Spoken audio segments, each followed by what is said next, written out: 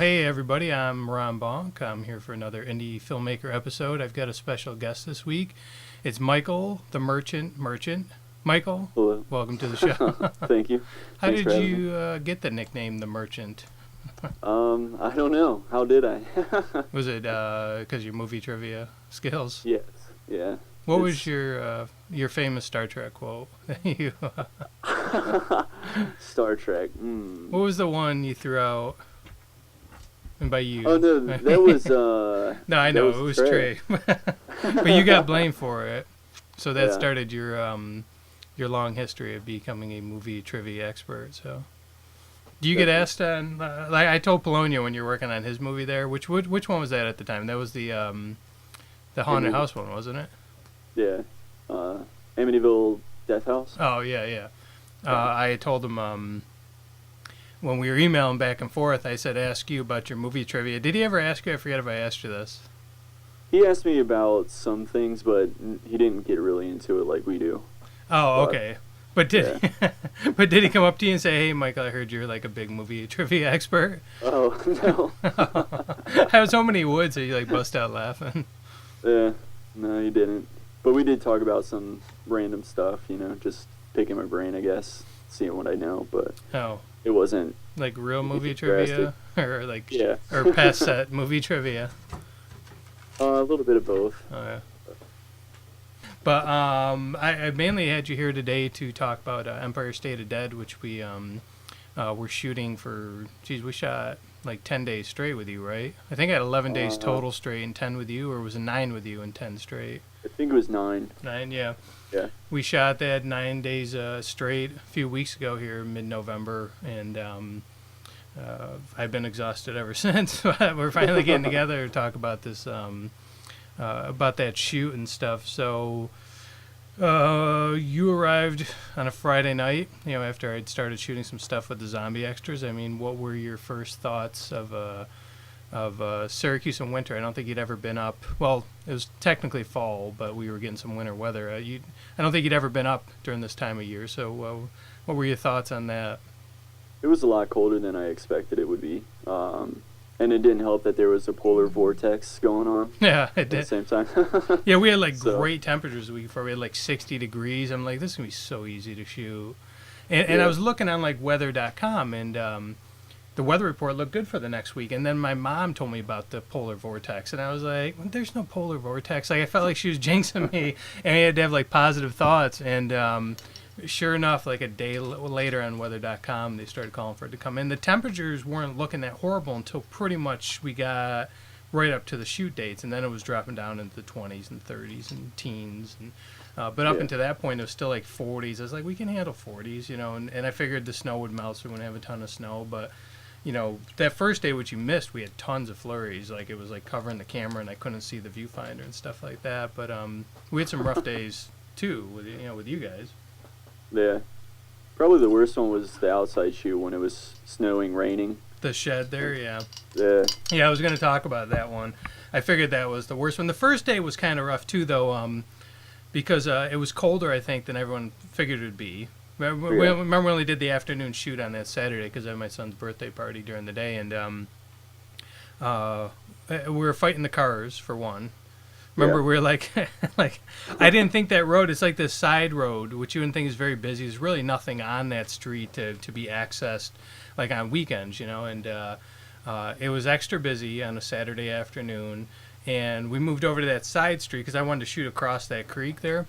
Right. Remember, cars just coming down that street, and there was no cars coming down that street until we moved over to that location. Then it was like a traffic jam of cars, so we finally had that held us up, and was kind of getting us behind schedule, and then we had to go climb behind that, what do you want to call it, those bricks down on that ledge next to the creek, which we scouted out on the spot to use, and it had kind of a sewage smell there. What was it? It was it looked like a water treatment, I guess, kind of like a river, that was supposed to flow into somewhere that would treat the water, but I don't know. It was really weird. I've never seen anything like that. Wasn't there like a sign there that said like sanitary sewage or something like that? Yeah. So it had like the smell to it. I remember Eli was like worried about climbing down there. She was afraid she was gonna like drop down through like a hole into like the creek or something.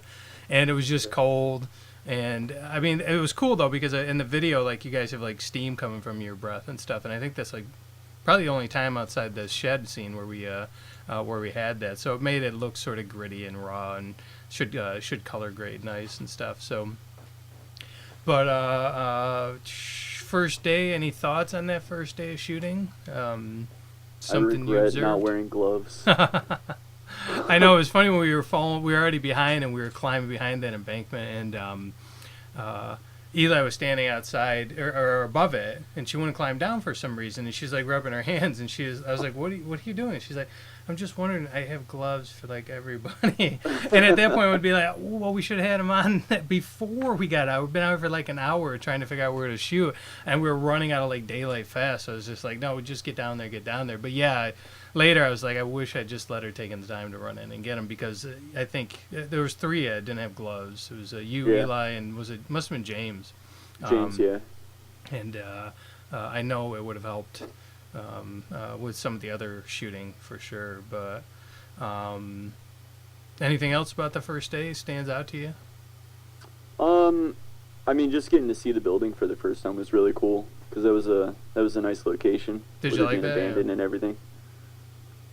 Yeah, there was another location I scouted ahead of time, this old closed down candle factory in the area, and it was huge. I forgot how many square feet it was, but it was gigantic, and it had like every possible set I could have wanted to set up in there, but it was just too expensive. And but that was a nice consolation prize. I was able to make a double for a few locations, as you saw, and had a good atmosphere to it.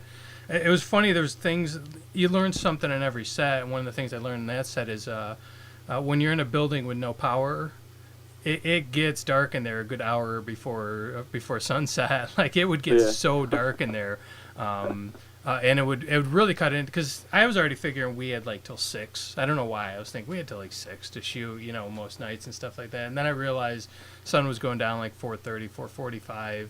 And when we're shooting outside, it didn't have such an effect because we could go past sunset. But inside, then we were losing like another hour on top of that. It was just. It's like I said, another thing I definitely learned on set. Like you always learn something new with every production, especially with this guerrilla filmmaking and stuff. Yeah, definitely. So day 2, we went right into the building. Yeah. I don't remember that being too bad of a day. I think we got a lot accomplished.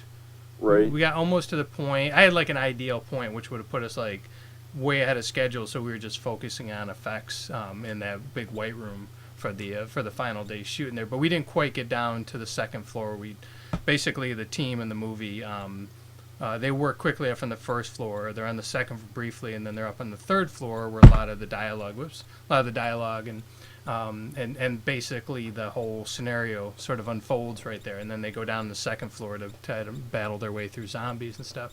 So we didn't quite get down to the second floor, but any thoughts about that second day of you shooting? I mean, think of the third floor.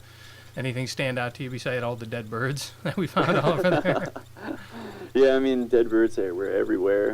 But the kind of like the glass on all the sides were really cool looking. And the loft I love that third floor. Yeah, that was great. Yeah. With all the hardwood and everything, it was really sweet. Yeah, it had this old like factory setting. It's kind of like the location that or the setting I've always wanted, either for like an awesome apartment or an awesome office building, where there's some cubicles and different workstations, like editing station, green screen, animation station, whatever and stuff. And so I love that location. It was so much different than the second and first floor too, which was odd. Briefly, when I scouted out the location, I thought about briefly having you guys hold up on that third floor and shooting zombies trying to get up the stairs, and then deciding to jump down off that to break for the front door and stuff. And obviously I would have done a fake jump and stuff, but I was so afraid with our zombies going up that stairs, they were a bit steep, that someone would have fallen down, trying to get up into that loft. And so to reduce the risk of injury, that's why I scripted it out the way I did. So Yeah. But yeah, dead birds were all over the place. I mean, there was tons of holes, like in that elevator shaft and stuff, for them to get in. When I went and scouted the location... Oh, go ahead. I was just going to say, you could tell that some of the birds flew through the windows and, like, smashed into whatever they ran into at the time and just were, like, dead there. Yeah, you guys point out one where you thought I'd smash through the windows straight, which is odd because they're not really big, clear glass. I mean, they have bars, you know. Yeah. Not only they have, like, they're all separated into smaller panes, they had the wood, you know, bars, you know, for lack of calling them anything else. There's basically, like, these wood 2x4s in front of the windows and stuff. Yeah. And some of the windows are completely blocked off, so... But yeah, when I scouted out, I didn't really notice the birds the first time up on the second floor too much, or on the third floor. On the second floor, I remember when I walked up, there was like a dead bird that was sitting there like perfectly. It looked like it was alive. First thing I was like, oh, and I was like, is it alive? And I used a box and I kind of pushed it in that closet. And then in that room that we used for the final scene there, you guys hold up briefly from the zombies, there was a dead bird there, and when I came back it had like decayed and flanned out even more, and I scraped it up with a box and threw it into the closet. But yeah, that was such a cool location, and I think I got a lot of good coverage shots, because I mean, it's easy, like when you guys are aiming through the window and stuff, to fall in love with shots where it's like aiming out the window or going alongside you guys and stuff. So yeah, the what did you think of it kind of goes along with guerrilla filmmaking, like blocking the stuff on the spot like we had to do. I mean, I really had to kind of figure it out as we went along, because I could script it, but when we get to location, it always sort of unfolds differently. So when you get to location, then that's where you got to kind of hammer it out, and you need to make 5 people in that particular instance all kind of do their own things, but as part of a group too. I mean, how was that for you as an actor? I actually really didn't mind it that much. I guess just working with like Nos and She Kills and just kind of being like right there. Okay, let's work it out in this room right now. Mm-hmm. And you know, I knew most of the lines already, so it wasn't like I had to worry about that. It was just more of like, let me take your instructions and put that into what I'm doing. So I didn't really find it too big of an issue, but I don't know if it's just because that's how it's always been done with us. So. Yeah, you've been in the underground trenches for a while, and then She Kills. I mean, yeah, we had to do that for like your big fight sequence with Sadie. I wanted to call her Sadie. Yeah. With Sadie. So we had to block. But that one, I did have like all the moves down that I wanted to do, and then the hard part of that was teaching Jenny basically how to do them on set. And that was the intention with that movie, because I didn't want her to have them all polished and stuff like that. I wanted it to look like obviously this girl doesn't know martial arts, but she's doing it in a movie, you know. Right. But with Empire State of Dead, you know, I went into with, okay, this is how they're going to go across like that room when they're scanning it for, you know, for the survivors that are supposed to be there and stuff, and checking the windows and stuff, and then trying to get everyone to kind of work together and do it. That's always the hard part. Because someone gets confused, or is you're trying to just kind of... Sometimes I like to let them walk through it and see what they do naturally, and then tweak it, or give them basic instructions. Like I had 2 of them going down the middle, and 2 going down one side and 1 going down the other, and seeing how they cover it and fine tuning it. And people, some actors, our actors were pretty good, but in other sets I've found it they get easily flustered with that on the spot direction. But you sold the role. I mean, when I look at the stuff, you and Eli and Joel, I mean, Joel and Eli have military backgrounds as it is, but I mean, I feel like it's a professionally run, as much as possible for B-movie, professionally run, like platoon, unit, whatever you want to call it. And let me see, any other questions about that? So you didn't have much of a problem with that. Yeah, you didn't have a ton of dialogue up there either. I noticed you're always spot on with your dialogue. The only time I'd see you blow dialogue, though, is when the camera would be, like, right on you for, like, a take.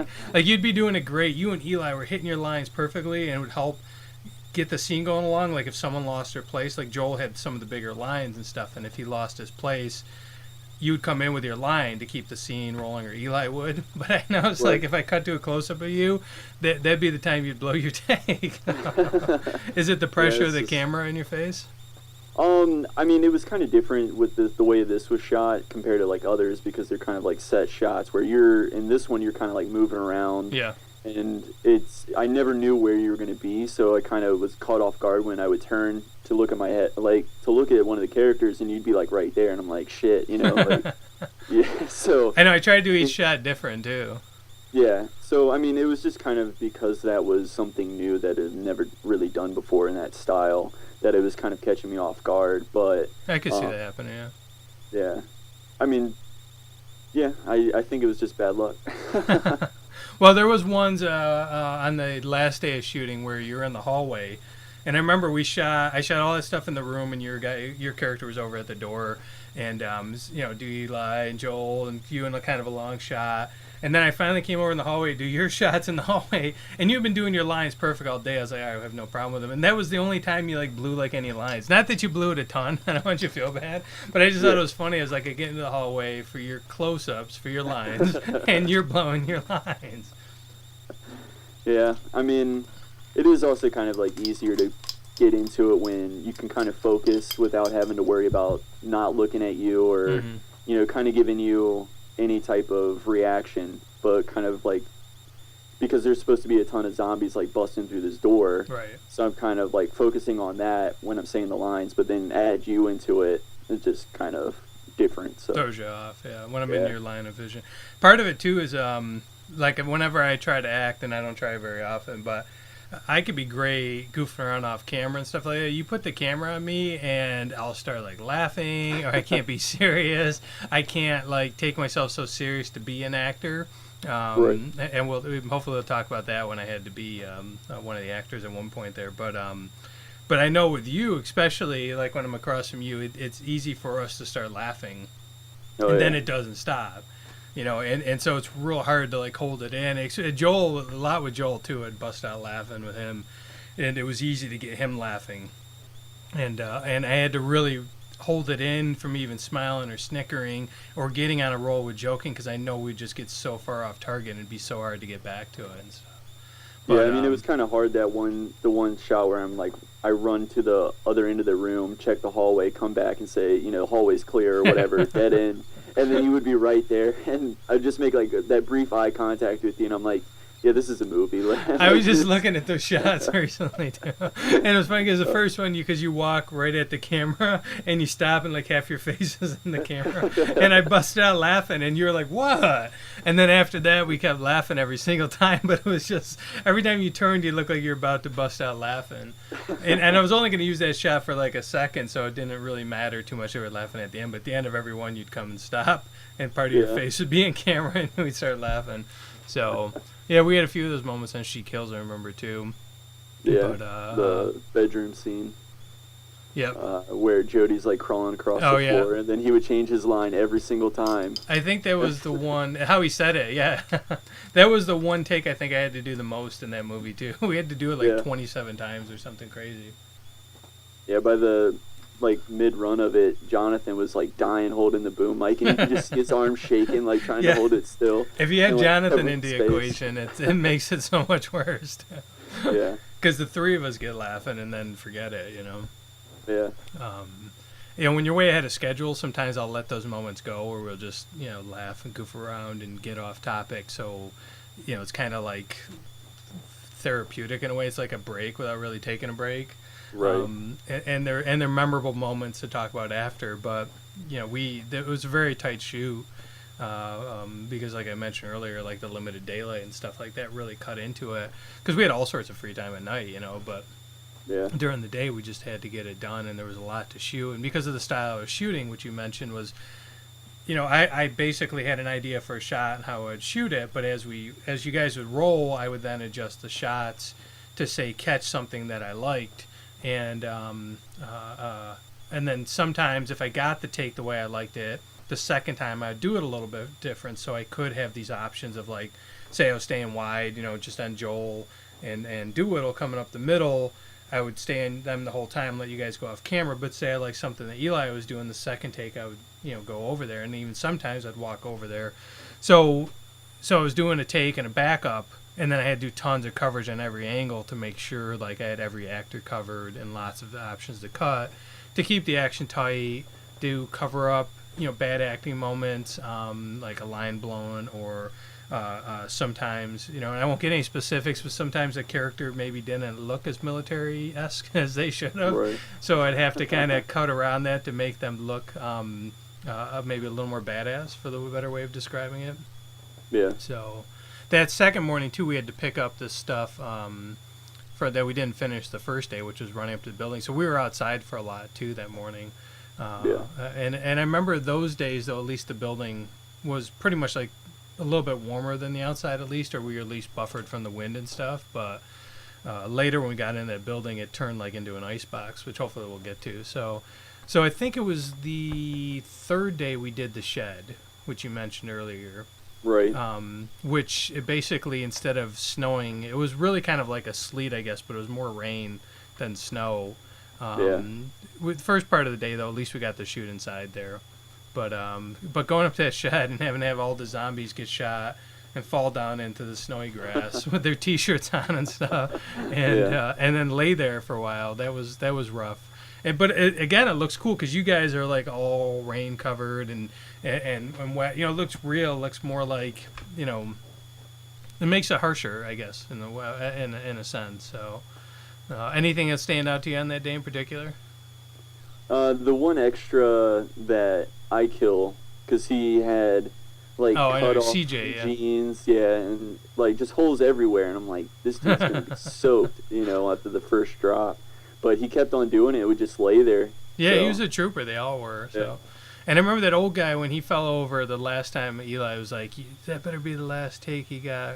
He said ow or something when he fell. And I was like joking around. I was like, screw him. He'll do it another time if I want. But I was just kidding. She looked so offended or horrified that I said that. But actually, when I was playing back the takes, he was doing the same thing every time. He was just letting out like a grunt. He never said ow. But yeah. I even went up to him and was like, helping him the time that she said that he said ow, and he was like, oh no, I'm fine, just having a good time. So yeah, I thought he would be done that day because he had come as a zombie for one of the other days prior, and I forget which, but and then I think he was one of the zombies coming out of the rooms on the second day they were shooting with you there down on the second floor, and then he came for that day, and I thought he's probably not going to be back because he did seem miserable that day. And but no, he came back at least one more time. I think even two more times. So yeah, he must have been having a good time. People love being zombies. I don't know if I was not a director and wanted to be in a zombie movie, if I could do that stuff that they were doing. Because I mean, we had that heater towards the end of the week, but it was basically an unheated set, and it was cold. And at least with the outdoor set there, they could go inside after, or we were done shooting, they could go right home. And that was heated, that house. But at the big building there, it was no heat. So, they were just suffering the cold all day, and I just made sure to try to feed them good to keep them coming back. And they did. I mean, they were really a dedicated group, Yeah, I think he ended up coming back for the last 2 days. Yeah, I think he did. Correct. The big days there on the weekend. Or the Friday and Saturday, yeah. Or the Thursday and Friday, one or the other, yeah. So let's see, after that, I think we did a couple days of just shooting the soldiers, the stuff at the base, which it went pretty smooth. It was fun. I think most of the acting was solid. And those are some bigger dialogue scenes to kind of pad out the action, or pad out the movie and set up the action that was to come. And then that Thursday, Friday, Saturday, we got back to the zombies. Those were the days when that room. Actually, let me backtrack though. I forgot to talk about when I was in front of the camera. I had an actor coming for it was an epilogue scene, and he didn't show up, so I had to basically put on the shirt on one of my arms and stuff, and I had my hand on the desk and stuff. And you guys enter the room, and you're basically being held hostage. And I remember I just bust out laughing every time with that, because I'd be looking at you guys and I'd try to act like, trying to give you a face to act off of, like looking like sinister, serious bad guy. And I couldn't look at you. I knew immediately. I was like, if I look at Michael and act like this, I'm going to bust out laughing, which I think I still did. And I bust out laughing. But Joel ended up being the worst, because then I started laughing with Joel. I should have looked at just Eli, but at that point, I think I just turned around. I turned my head like this and had my hand up and looked at the monitor. And Joel still laughed at that. So, Oh yeah, but that reminded me too of when we were outside doing the outdoor shoot. And you do it every take. I don't know why I didn't catch this. Remember when Joel was aiming the gun and he goes, "Hey, gut munchers." I think it was it gut munchers? I think it was gut munchers. And you're like, "Gut munchers, good one."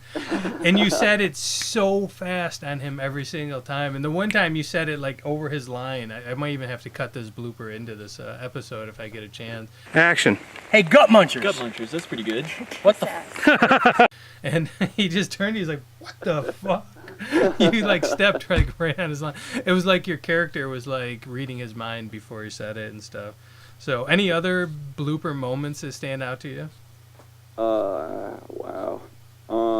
I think that was probably like my favorite one, just because I don't know what was going on. I think it was just the mixture of the sleet and like the cold, and I was just like, "Come on, let's go," and was just like running over his line. But there was one that was pretty good. You guys did have to say your lines quick there because the zombies were coming, and it was kind of a lot of dialogue to squeeze in quick. So. Yeah. But it was funny, you kept saying it faster and faster every time. There was something that happened the second or third day. I think there was one where Joel was saying something about, I recommended your ear for, for the colonel to have a blowjob or whatever. I recommended your ear. Oh. And everyone was like, what the fuck? Like, what does that mean? What's up, Sarge? Colonel needs a blowjob. Recommend you use your ear. Fuck, I did God. But, when he called you wanker the one time and the one take, and you see you bust out, but you kept it kind of natural. It was like almost usable, but it wasn't really the way I preferred it. I think I ended up, well, I haven't polished cut that one, but on the rough cut, I think I went with a different take. That one, and the one that he loved is when he told Eli's character that would you say to her, "You smell like a fish"? Oh, yeah. I was like, the clothes have been on us for 2 weeks. You smell like an old fish or something like that. Fucking wanker. Quit your smiling. It's true. You're not even in regs. What, you smell like a dirty fish. So do you. Yeah. That was another good ad-lib. I'm not sure if I can use it. It depends on how good the take was. But so, geez, we covered a lot about the episode, or about the Empire State of Dead stuff there. Any final thoughts on it? Anything for those final days stand out to you besides Jim breaking the gun when he fell? I told him, I was like, make sure you don't break the gun, fall. And the first thing he does is he puts the butt of the gun down and snaps it in half. Snaps it right in half. Luckily, we're pretty much done with it. I mean, I had to tape the shit out of it just to use it, for over Doolittle shoulder for some takes and stuff. So, what about the guns? Any comments on those? I'm pretty sure like mine and Eli's didn't break until somebody else broke them. Yeah. So, but I mean, I thought they were really cool looking, especially for the amount that you paid for them. I mean, that was a good deal. they looked great, and they actually, when they're indoors and they were warmer, they tended to be a bit more durable and stuff. But being out in the cold, they, I knew we were in trouble. I think it was that first day when Joel whipped it around off his back. Totally innocent. He wasn't being harsh with anything. Like, he just whipped it around to take it off, and both the straps snapped off, and they broke where they connected. And I was just like, oh my God, if that's happening, we're gonna be in trouble. I mean, one of the guns, I think the end had popped off where the light was, where it held the batteries, and I had to tape the shit out of it and with black tape, and hopefully it doesn't really show up. I tried to work around that, but. Yeah, I was thinking, like, I don't know if these things are going to make it through the shoot, and they just barely made it through, so.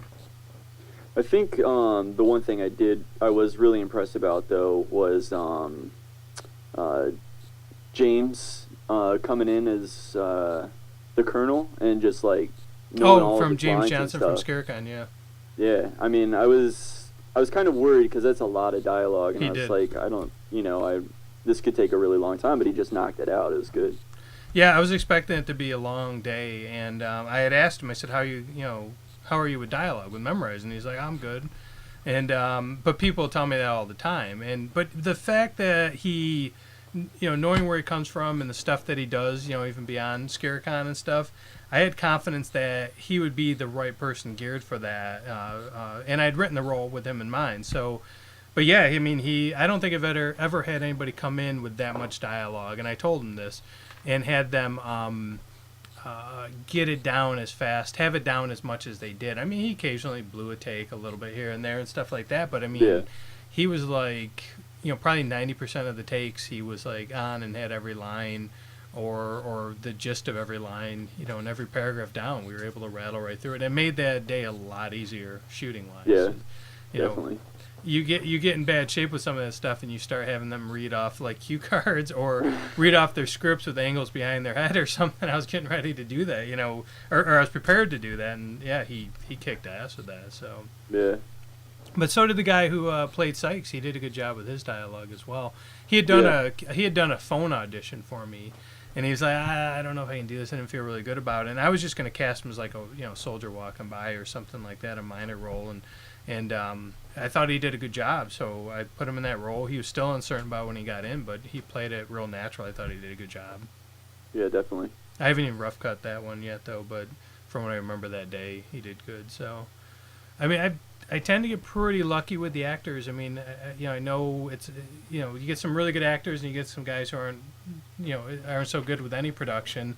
We're not talking like Hollywood level, actors here who do this full time and stuff. A lot of them are stage actors and stuff. But, if I write roles with them in mind, they tend to play it out right. And with this style of shooting, I could cut around stuff and make some of the acting seem better than it was. But, like I said, in this movie, I think by and large, especially with you, Joel, and Eli, you guys all got into the role, just needed some minor, tweaks here and there or something I would change that I'd have you do different because I envisioned it different. But I think you guys all, kicked ass and made the roles your own and made it convincing, believable. Well, thank you. Had you ever played a soldier before? Don't get crazy, Mike. Just a cop. That's about it. From science team, but that's I kind of had that like let's bust in type of thing attitude going with that role as well. So, but I mean, I think mainly my stuff came from watching Silence of the Lambs, like the SWAT team training that she goes through a little bit. And did you watch that stuff before shooting? Oh no, I'm just a fan of the movie, so you just I remembered it, and just watching military stuff all the time, I kind of try to take those things and put it into it. So yeah, I mean, when I was scripting it out, I'd base it on stuff I'd just seen in movies that seemed professional. I didn't do like research and stuff like that, but I did talk to Joel a lot, and I did talk to Eli a lot, and then I would ask them their opinions on set. Especially Joel, but Eli was a good backup. Joel just had he was from the area and we had talked more about it. Eli had expressed interest in being like a military consultant for the movie, and I didn't use her as much as I think she was expecting me to. But the way I viewed it was I gave you guys basic instructions, and then Joel was the sergeant, so he would tweak it. So if he said something, it was almost like he was second in command. If he said something, do it this way, then that's the way you guys did it to make sure it was convincing. So that helped a lot. I think his and Eli's as well, their experience, in the military helped tweak those performances. What about the guy? You're thinking what I'm thinking, aren't you? That guy. I was going to say it was a privilege to be an honorary Navy SEAL. We had an honorary Navy SEAL on set, people, and then he was honorary. First, Marine. he was was an honorary Marine was second, yeah. Yeah. And then a general and. Shoot, what was that dude's name? Ragnarok. It was like Chris Ragnarok, which wasn't his real name, obviously. Yeah. But yeah, he was funny. We had this one guy come in who was going to play a soldier extra, and he showed up and he was a large, overweight dude and stuff. And I was like, okay, well, I'll just squeeze him in the background so he's not really well seen and stuff. And so I went downstairs, I think we were doing the food or something. He just showed up, and the first thing he basically says to me is he's like, I'm an honorary Navy SEAL. I'm like, oh, okay. I guess, if you were a former Navy SEAL and you got out, fighters will balloon out of shape, after boxing for years, so, it seemed a little odd. But then he immediately started telling me how he did this cliff jump.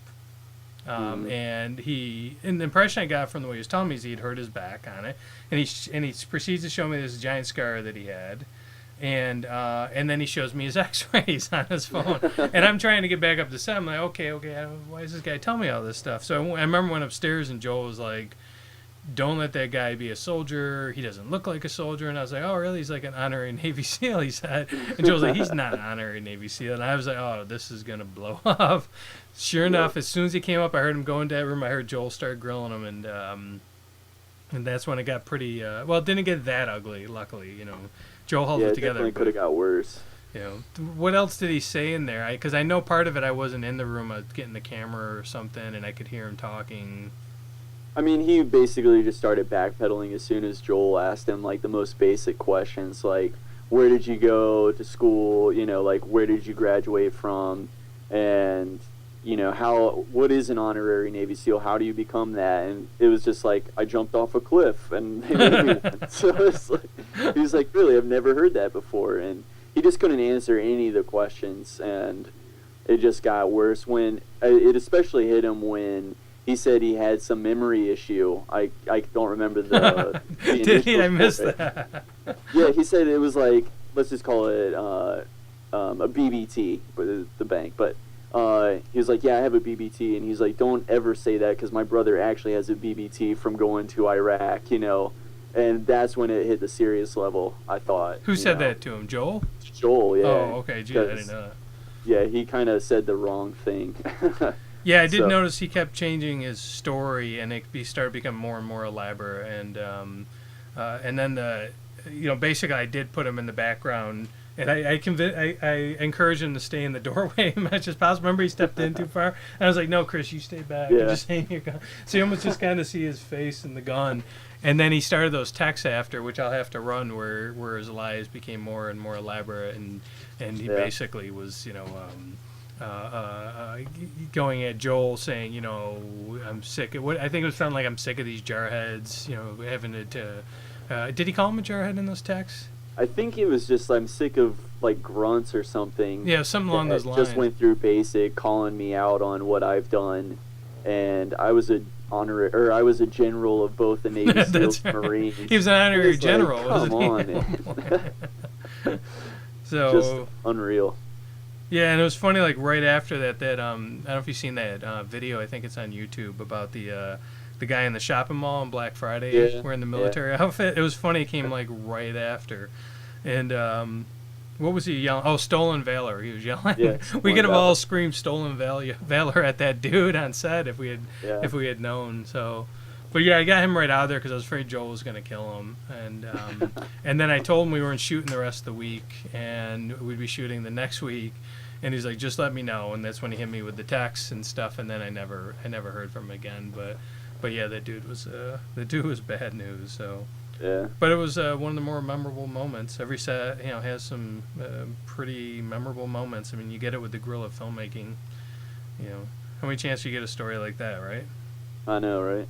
Like, just blows my mind that there's people like that. But you got to wonder if he's mentally ill. And you were looking at his Facebook, and what were some of the crazy things he had on there? Because I didn't even really see it. He was just saying, like, sometimes I take a knife to cut myself just to see how long it takes for me to pass out or something like that. And, just going off. And was he saying negative shit about, like, women, too, or something?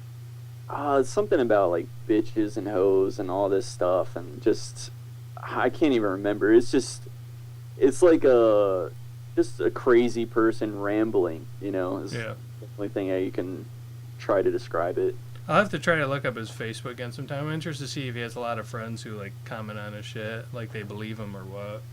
Yeah. Because I saw him I didn't really see it too much. I remember you were reading on your phone, but I kind of glanced at it with you. And didn't he post something about being a Navy SEAL even on his Facebook? Someone else not believing him? The jumping off the rock and stuff like that, and... Yeah, I mean, it's all over his Facebook, or was at the time at least. Yeah, and he has X-rays as his background picture. Yeah. Yeah, it's there's a lot of people like that around here, and this industry attracts it. And we when we're doing recruiting extras with no pay, and sometimes you just you don't have someone to screen them ahead of time. So you always get kind of worried you might get one nutty person. I think we were pretty lucky with the amount of extras that we had that really he was the only crazy one that, I mean, upset the shoot at least, you know. So maybe the other crazy ones hit it. I don't know. So, well, any final thoughts on Empire State of Dead? What do you think of your acting, you know, from what you could gauge on set? I mean, I'm fairly comfortable with it. There were some takes that I know I was like, why did I say it that way? But I feel like it's pretty common. But I mean, overall, I think it'll turn out pretty well.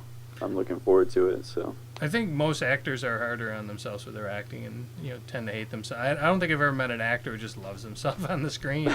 So, and I know you tend to be pretty hard on yourself. Of course, I mean, I'll try to cut around any rougher moments that I've seen and stuff. But of the two scenes that I went through and I polished, one of them was a heavy dialogue scene when you guys are in the basement, and you did some really good facials there and stuff to really kind of set up, I think, you know, give a good impression of what the character is going to be like, because that's the first time, you know, that we meet your character, and so I was real happy with the acting, you know, in that scene, and I tried to cut it tight and keep it tight. So, and the same thing with Eli. She has some good acting moments, and it's mostly focused on you two, and it cuts to Joel occasionally, but he's supposed to be kind of steely cold, you know. Eli had some moments where she was, I thought, a little too relaxed with the dialogue, so I cut some of that down, but I still kept her a bit playful. I mean, I should say she was too playful, but I tried to make her a little less playful, more soldier-like, so I looked for takes more like that and stuff, so I think it came out really well. So I cut that, and I cut the scene, the outside approach to the building so far. Since then, I've been tied up trying to make this Blu-ray for Day of the Reaper. I had it already, but I was waiting for the Blu-ray writer to come in, and then it kept airing out, and I had to do different stuff to fix it. Making a Blu-ray is a pain in the ass, but it takes like hours and hours because they're like 20 gig files. Basically, I found the best way to do it. The reason they're such big files, I make a Blu-ray image first, and then I make the disc, so I don't have to keep wasting discs and stuff like that. But it'll take like, you know, hours for it to render it out, and then if something goes wrong, I got to start over. Or if something's wrong, I got to fix it and redo it. So for like 3 days, I've not been able to edit because the system's been tied up. But so we still got a little bit of time left. I wanted to talk to you about the Star Wars trailer. Now,